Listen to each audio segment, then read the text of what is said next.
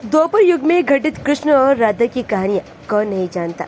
उस वक्त देवताओं में ये चर्चा थी कि राधा ही कृष्ण की सबसे बड़ी भक्त है, पर इस बात से एक व्यक्ति सहमत नहीं थे और वे थे नारद मुनि। वे अपने आप को ही कृष्ण का सबसे बड़ा भक्त मानते थे, पर देवताओं में राधा रानी के विषय में चर्चा सुनकर उन्हें जलन महसूस होने लगी। नारद मुनि के स्वभाव से कृष्ण भी अच्छी तरह अवगत थे। एक दिन नारद मुनि कृष्ण से मिलने आए। द्वारिकापुरी गए थे। उन्हें आता देख कृष्ण अपना सिर पकड़कर बैठ गए। मुनिवर ने उन्हें देखते ही पूछा, क्या हुआ, आप यूं सिर पकड़कर क्यों बैठे हैं? उस पर द्वारिकाधीश ने उत्तर दिया, मुनिवर, आज हमारे सिर में बहुत पीड़ा हो रही है।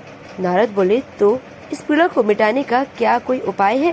कृष्ण ने कहा, हाँ, उपाय तो है।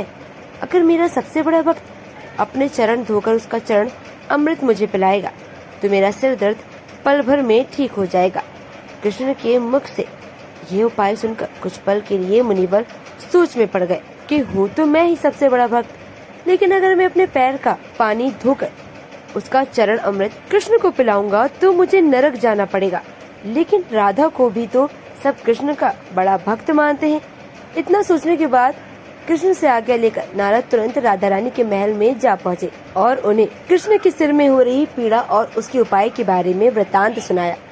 ये सुनकर राधा रानी ने एक क्षण का भी विलंब न करते हुए अपने चरण धोकर उसका अमृत एक कटोरी में नारद मुनि के हाथ में लाकर दिया और कहा, मुनिवर, मैं नहीं जानती कि कृष्ण की कितनी बड़ी भक्त हूँ, पर मैं अपने आराध्य को पीड़ा में नहीं देख सकती। राधा के मुख से वह सच्चे भक्ति भाव के शब्द सुनकर नारद मुनि की आंखें खुल गई और वे समझ गए कि राधा रानी ही कृष्ण की सबसे बड़ी भक्त है और श्री कृष्ण ने यह लीला मुझे समझाने के लिए रची थी।